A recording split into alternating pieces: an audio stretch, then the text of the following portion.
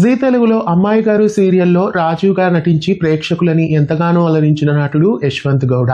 యశ్వంత్ గౌడ కన్నడ నటుడు. కన్నడలో నాతి చరామి, కన్యాకుమారి ఇలా పలు సీరియల్స్లో అలరించి తెలుగులో మొట్టమొదటిసారి అమ్మాయి గారు సీరియల్ ద్వారా డెబ్యూట్ అయ్యాడు.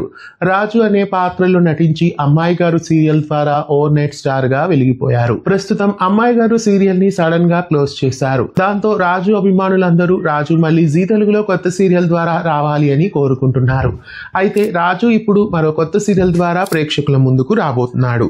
అయితే చామంతి సీరియల్ ప్రస్తుతం జీ తెలుగులో రాత్రి 8:30 గంటలకి టెలికాస్ట్ అవుతోంది.